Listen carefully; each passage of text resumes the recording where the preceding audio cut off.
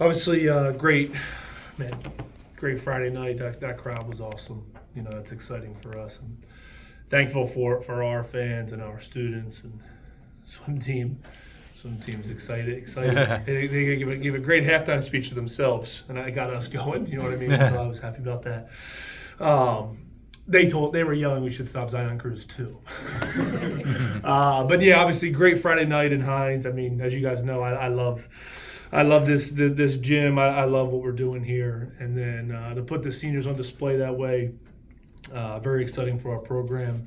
Been through a lot of ups and downs this year, and to finish off the home record that way was great for us. I think it's great for our belief and our consistency that we're really, we believe we're dialing into.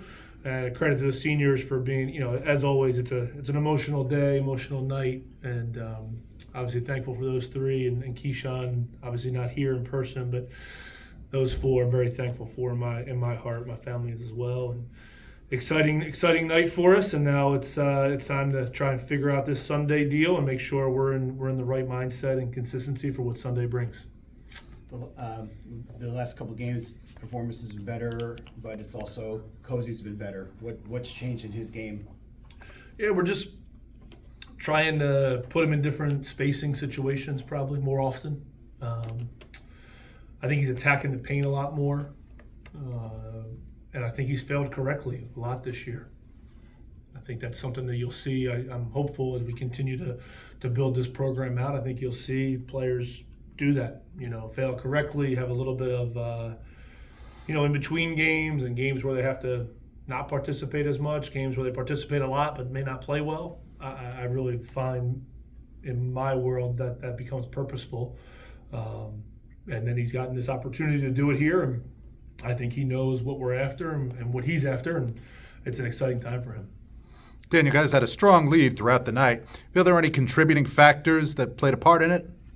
I think defensively, we started to really take a step into half court. I didn't love our trenches in defense, and a lot of that came from our offensive rhythm. So for me, it was really about the half court defense and trying to settle in that way, and being able to guard them, is a task. They do a great job with their motion offense and how they cut and put pressure on the rim, and then obviously such talented ball handlers that put a lot of pressure, and they can make a lot of tough shots over and over and over again. And obviously we had a hard time with that down in at their place, but I was thankful we were able to kind of grit through, understand what our team defense looks like, and be able to come out with the win. What do you hope a prospective or future player would learn from the way that you dealt with the four seniors in terms of like their in-season growth or progression? Yeah, I think to me the first part is these four said yes to a belief, not a product. That's very unusual in this day and age to do that and then be able to put it on display and be productive. For me, it's about radical transparency. To me, is we put it right in front of them, and the difficult part of playing here is it's right in front of you pretty consistently. It's probably a difficult part for playing for me as well. I can get intense, and my voice. I guess my decibel, my voice has gone up a little bit this year at times. But it's really about the basketball right in front of you. And these guys, these four fell in love with the routine. Obviously I feel for Keyshawn because he was trending towards a really productive, second half of that season because he was in love. Our routine, our player development mindset is not just on court, it's off court. The things we do are very, from my understanding, they're unusual. But we're obsessed with it so much here, and I really believe in that at such a high standard. So those four really gave in to all that and just believed, and that's difficult to do, for your last year. And I think they've all seen the fruits of that labor, and that's kind of married correctly here. So I'm excited for them and their futures. Like I told them in the locker room, like to be able to believe. I believe in them a lot. That was a big part of the pitch and the recruiting of them. And for them to be able to, live up to it or exceed those expectations is one of my fondest coaching memories. Coach, your team's been playing some of its best basketball it has in a while in this last couple of game stretch. How do you feel about your team, like, almost hitting its peak going into the MAC tournament? I think that's the hope, that you're doing that at this time of year. That's a lot of why we produce and put in all of our prep work and execution, is that you're at the uptick at the right time of the year.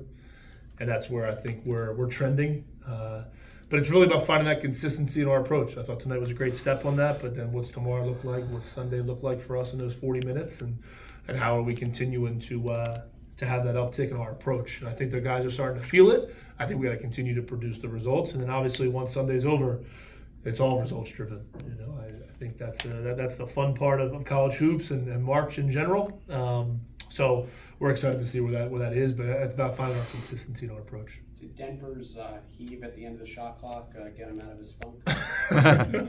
When he made that one, I said, of course it's that one. Yeah.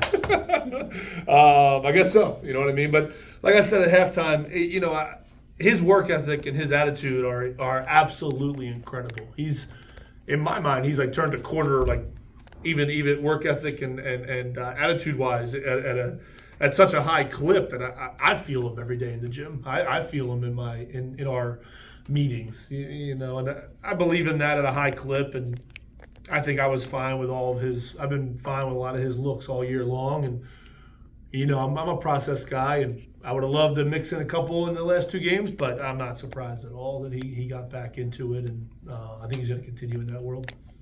Of course, there's still another game to go before the tournament coming up, but when you reflect on the season, what are some of the biggest lessons that you've learned about this team?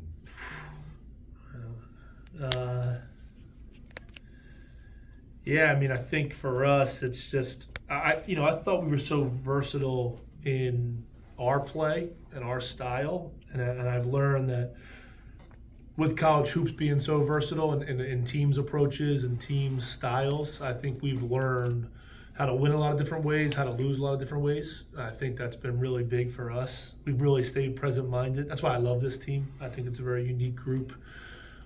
I hope I'm a head coach for a long, long time, and I think we'll look back at this team, and I think this is going to be a very unique team in general to look back upon and judge, evaluate, love, go through some of the losses that we hated. You know what I mean? And I just think this group is very unique in college basketball as well. Very selfless humans, really care for one another, able to have very adult conversations with each other. I just think that's very unique in this day and age, and I'm very grateful for them, and I think that's the biggest reflection is this is a very unique squad. We've lost a lot of different ways. We won a lot of different ways, and I think it's on us to put it on display for this however long they let us play. Coach, I know you spoke to more so like these guys come into a belief as opposed to a product, and CJ similarly kind of spoke to his career prior to coming here, not really having the opportunity to showcase his abilities on the court and gameplay. Speak about your belief in him and kind of more so than the product and then for him to be able to be important as a point guard and as a player, the personality he brings. Yeah, I think it was more about his personality than anything, like his will and his bravado, and coming from Cincinnati, what a tough-minded group. They're always one of the best defenses in the country. They're long, they grind, they get in the mud, as we call it. And that's one thing we loved about CJ from the beginning. And came on his visit, was very professional, was very experienced, adult-like, and that definitely spoke to me. And then when he got here, this summer we do a lot of evaluations, especially this year's team. All new guys and new style of play, and for them too. You know what I mean. And so to see him develop and see the pictures and understand how he fell in love with the player development, and it's a lot for him though, because he had to also decide to trust me and trust our staff. That's so difficult to do in a short amount of time. Like in life too, you can meet someone tomorrow, you're gonna trust them right away. Like, oh shoot, yeah, I'm in this thing. Even took me 2 weeks to trust Dana. You know what I mean? But I think it's it's about showing up every day. And that's what we did with CJ. That's what he did for us. And that's how you build trust. And I think he just fell in love with the player development and the pictures we showed him and the pictures he was going to play with. And lo and behold, by the time Fordham comes around and he's controlling the game at the end of the game with the pictures that we've showed him, that also builds trust. You're seeing right away, and you're seeing failing correctly, you're seeing succeeding, and then we got to continue to grow with him. And I've been with him the whole time. And what we're after: good games, bad games, missed game, come back. There's a lot of different highs and lows, and he's never done it. So for him to give in and believe in me, and same idea for me to believe in him right away and trust him with what we had going on. I can't say enough about him, and the personality he brought to this program is something that we're looking to replicate. And I think he's made this team intense, aggressive. He's done a lot there. He's been a lot of the spirit of what we're doing, and I think we'll continue on that route. Have you refined your rotation? Yeah, I think. We had to be cognizant of some of the pace tonight. Got up again, hasn't in a while. So we had to be cognizant of what it looked like, and I think with Lamine, kind of going through some things here, and really, twisted his ankle at Merrimack, but obviously he's good to go. Just understanding what his impact was looking like and what that team was attacking, I thought it was a good time to get Matt Reed in there. The dunk was incredible. The first free throw was to me. The first free throw is more incredible because there's a lot of emotion and energy in the building, and to be able to just touch that, to have that front rim backboard and in, that's where I was like, I would have hit the back. I might have hit the backboard only. So for Matt to come in and give us that spark at a time when the game was a little bit, and Aliu had the fouls, and Lamine was kind of like, I didn't want to throw him in there in that deal when they're really trying to go for post ups and what it's after. So again, our guys kind of know when their numbers called, what it looks like, and what their really like targets are, what they're about. And so again, and Chase got an uptick in minutes. We want to play a lot more of the shooting lineups tonight with how they kind of play and how it's a very random defense consistently. They trap sometimes, they press sometimes, half court switch, half court overs, half court unders, and we wanted to play more of the shooting. And I think that's where Chase helped us in that regard. But we're kind of trending towards that deal again, where you're not sure when your number is going to be called, and I think these guys know I'm all in with their strengths, and we got to just understand what the 40 minutes gives us. Jungers have eligibility left? He does. Yeah, he does. I think he has a year left. And no, we, if he didn't get in foul trouble in the first half, I think we'd probably play him a little bit longer because he's such a versatile guy for us. He's kind of our I know you guys, it is what it is. He's like our defensive savant and what he can execute on the court. And offensively, my favorite part is he's getting to the rim now. He's showing off some stuff and playing with bigger lineups, which I think is where we're headed. So, yeah, I think he has a year left, and obviously optimistic about him as a player for sure. So him not being honored before the game is very intentional. Yes, No. Yeah. MAC tournament has a history of chaos. How do you prepare the team for something like that? Me, I have to meditate a lot. I have to find some more incense sticks. That's on Brian. Bring those to Atlantic City. Yeah, I think it's about finding our consistency. I think we're finding our urgency. And I use these hot words, these buzzwords a lot. You guys know that, but I think it's about our consistent approach has got us in this uptick. I think I think we've been playing a pretty good brand of basketball for us, and even kind of before Buffalo, I know the Niagara loss was tough, but it's a tough place to play and experience when you have 13 new guys. Jungers can only say so much. In general, he's not a talker as much, but I think you got to experience it, understand it.